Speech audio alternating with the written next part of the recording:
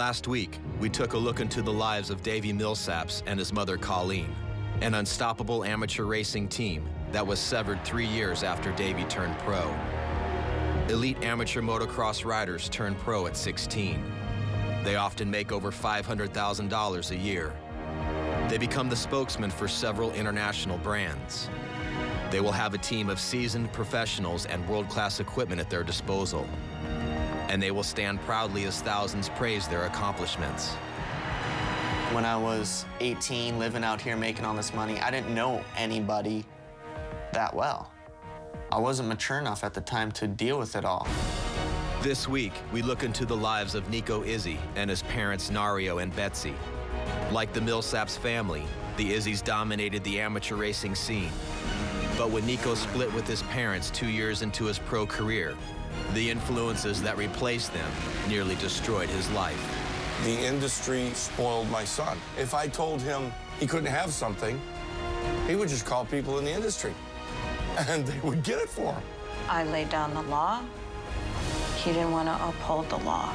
Did not ever think that on a certain date in 2009, I was going to be falling from the sky, possibly have my foot amputated, and when I lost it, I didn't have nobody. There was nobody. For Izzi, the 2012 outdoor season is just a portion of a 3-year battle to get back on a factory race team. For personal reasons, the National at Red Bud, Michigan is the most important outdoor race of the year. Josh Lichtel passed away last year at Red Bud, and I grew up with Josh. He would have done anything to be a top pro, but he had a really bad ankle injury, and this sport, you suck for 1 year and then you're nobody. You get forgot about real easy. Last year at Red Bud, he knew he was overheating, he knew he was hot, he knew he was tired, but he didn't pull off and quit. He died just trying. What happened to Josh? What does that say about this sport? It's all we really know. I mean, that's it. I mean, for a lot of us kids growing up, like me and Josh, that were homeschooled, if you don't have that, you really don't have anything else. Like Josh, he'll sit there and just keep trying and trying and trying till he's dead. Coming out first today, in honor of Josh Lichtel, wearing the number 811 out of Rochester, Michigan, is Nico Izzi. Doing that one slow lap with Josh's jersey on meant more to me than anything. And now, ladies and gentlemen, turn your attention to the starting grid. Remember to breathe. Feel like you need to, like halfway. Sit up, relax. The gate is dropped, and into turn number 1, Ryan Dungey takes the number 1 ride. Weimer in 4, Brayton in 5, Tickle in 6, Nico Izzi into the number 7 ride. Everybody already talked down on me. Everybody can laugh at me walking through the pits. They can say what they want, you know. That hurt, but when Josh passed, it was like, I got a purpose now. Whoa! Nico Izzi goes down. Nico Izzi got blown off the track. Izzi went over the berm. He was ragdolling it. It was frustrating to go down and not finish it the way I wanted it to, but in the long run, I'm doing exactly what Josh wanted me to do. I don't have to get that result right there to make him proud. I'm making him proud, just doing what I'm doing right now. People know that. I'm working hard right now. No matter how many tattoos or how many mistakes I made, can't deny a hard worker. It's the bottom line.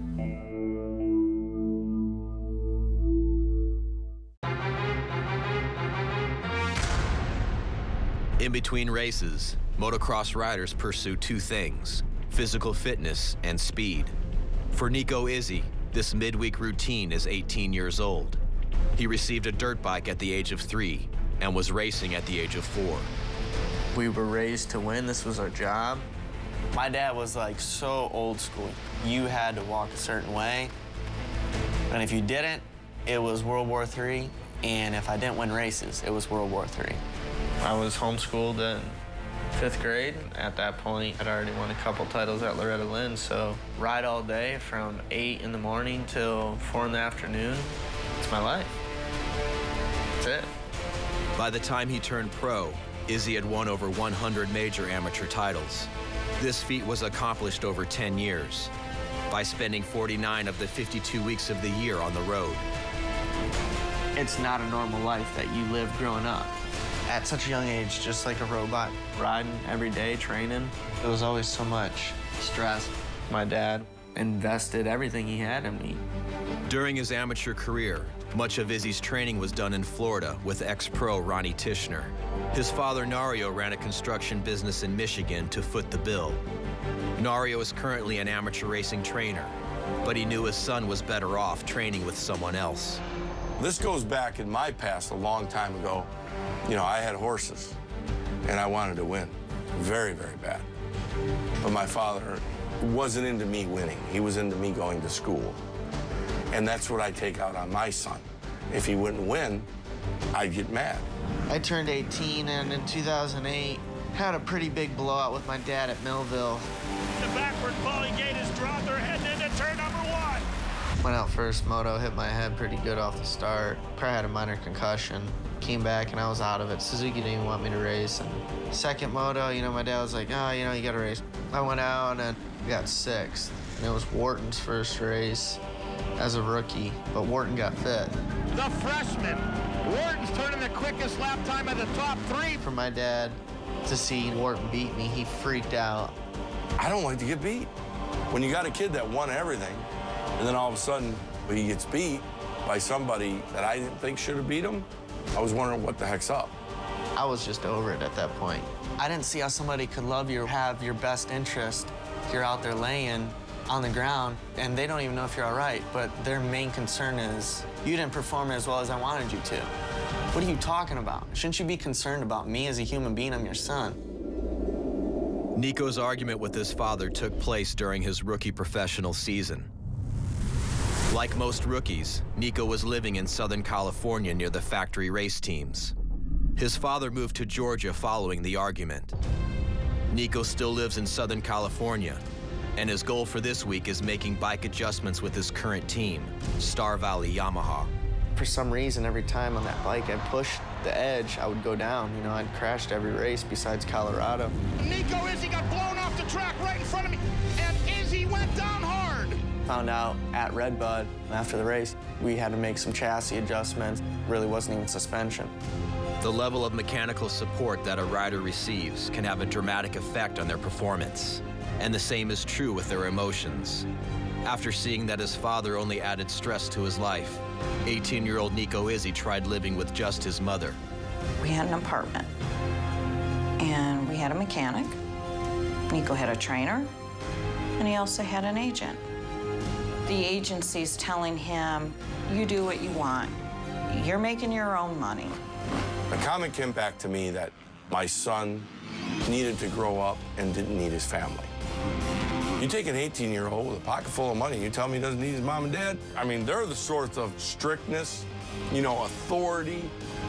When I was 18, living out here making all this money, I didn't know anybody that well. If I had ran into somebody, it was just like, hey, what's up? Everybody acts like your friend when you're killing it.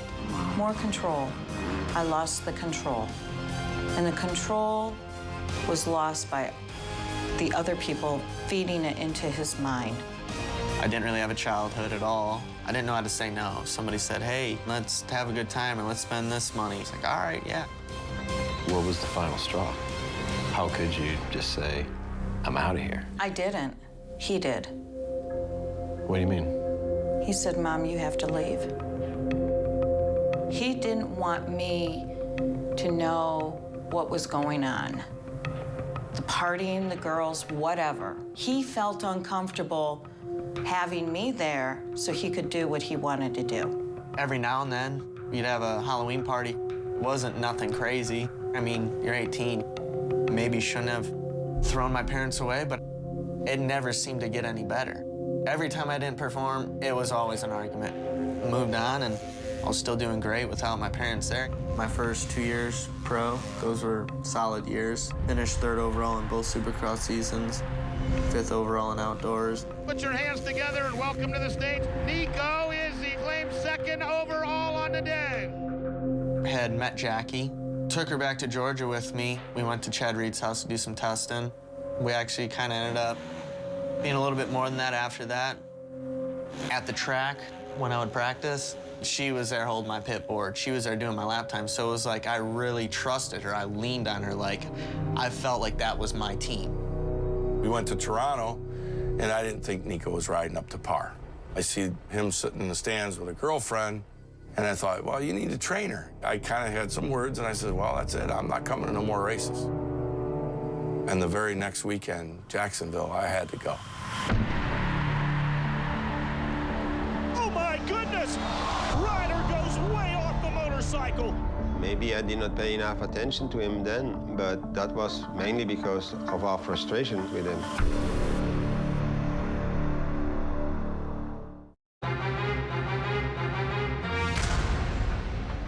Six months into his pro career, Nico Izzi parted ways with his father, Nario, and then split with his mother, Betsy, soon after. He began dating his girlfriend, Jackie, a month before the start of his second professional season.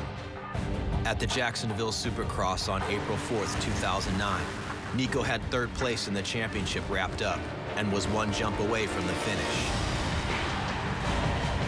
Oh my goodness! Ryder goes way off the motorcycle. And I heard Stroop behind me, wide open, revved up in the air. I go to run off the track, and the first step I take, it just gave out. And I felt my boot filling up with blood. And it was the most excruciating pain I've ever been in. The doctors wanted to amputate his foot, and it took a team to put together a surgery to put his foot back together. He has 3 plates and 10 screws in his foot.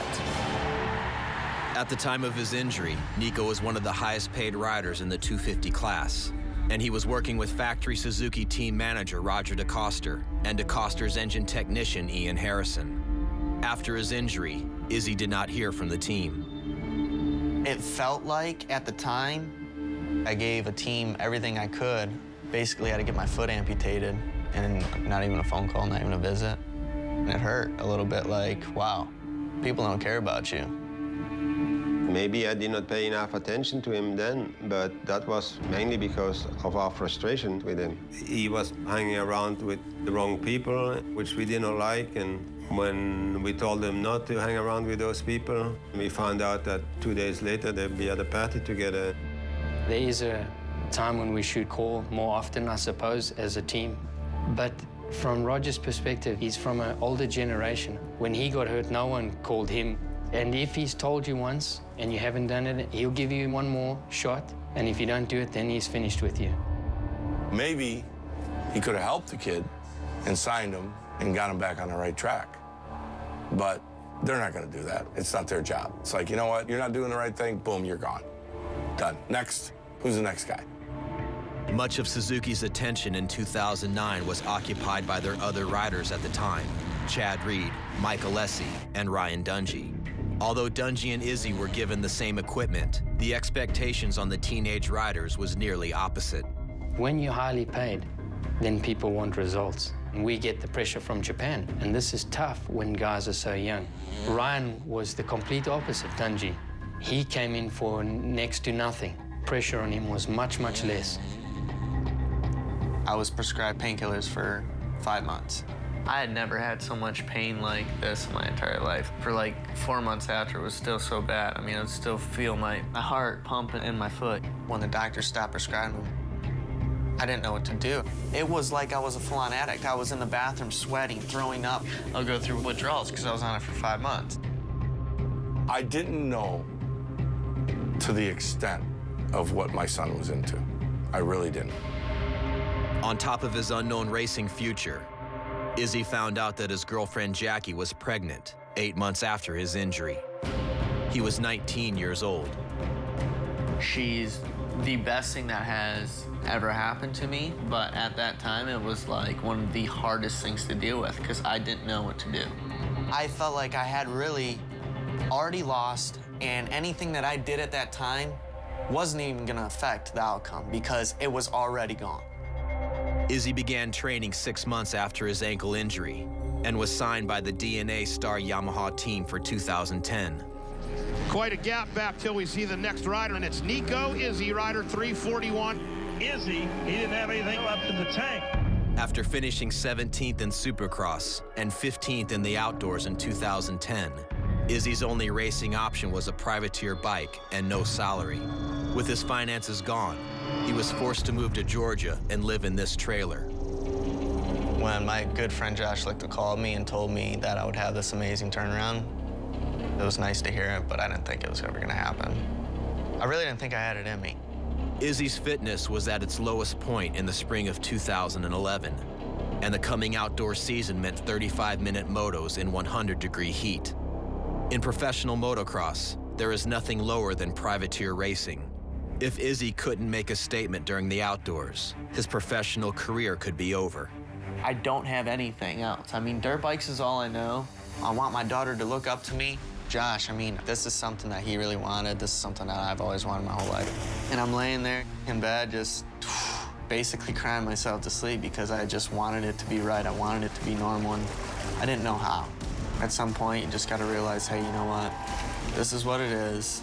I can only change what I can change, and that's myself. Into turn number 1 they go. Izzy showed up to the outdoors wearing the number 42 and riding a Kilbarger Honda. The first major test of the year came at round 2 in Texas, known as one of the most physically demanding tracks on the circuit. Nico Izzi, you got to give a thumbs up to this kid. Went to Texas and got 6th the first moto. You know, it was super hot, and it started opening up people's eyes that, you know, maybe I was putting in the work. Here we go into turn number 1. Nico Izzi gonna grab the hole shot. I was either getting hole shots or I was running the top 10. It opened up people's eyes in the industry, and signed with the team I'm on now. Coming up next, Izzy heads into the final rounds of the 2012 outdoor season, determined to make a better life for his daughter. Nico Izzi did not get a good start.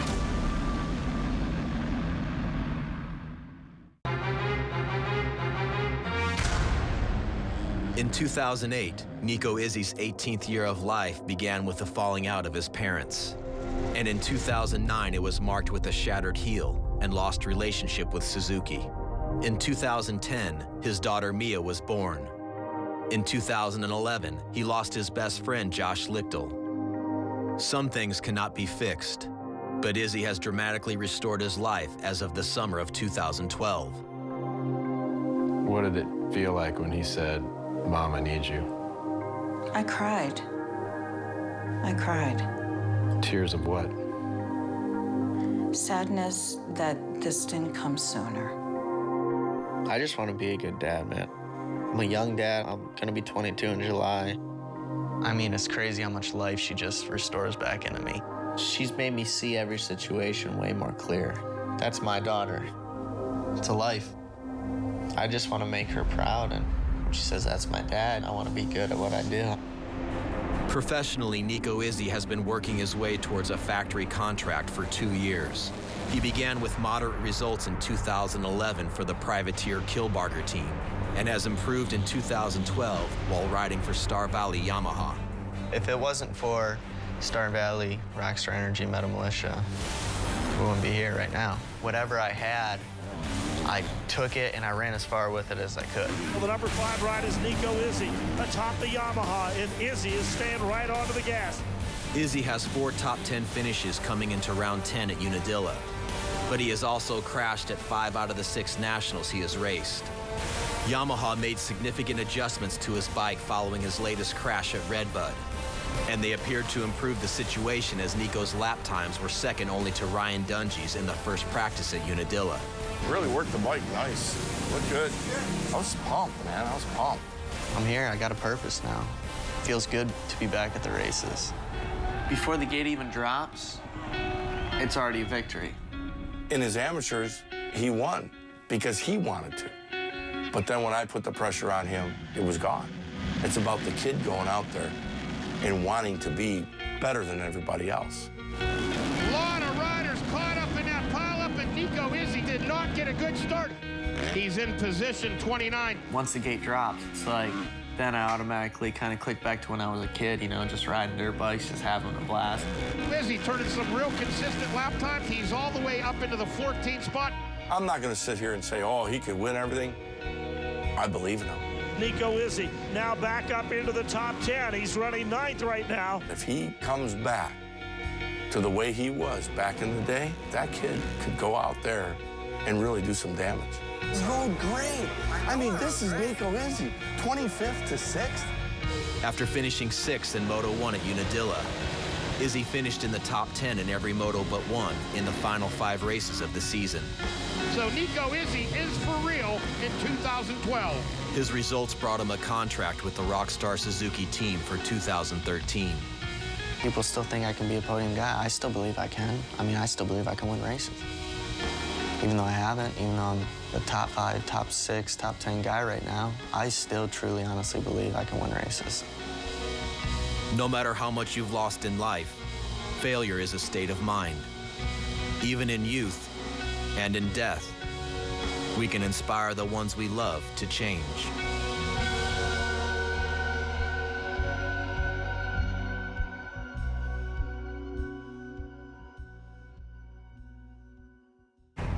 Next time on the Moto, Inside the Outdoors. With Chad Reed, Ryan Villapoto, and Trey Kennard injured, there's room for others on the podium. Some are driven to the box in necessity, others with calculation. The lives of Michael Essie, Andrew Short, Jake Weimer, and Brock Tickle collide on the racetrack as they attempt to fill the void. Unless you're prepared for the bad, the good will never come. I didn't want to sell my farm, but that's the only thing I had left.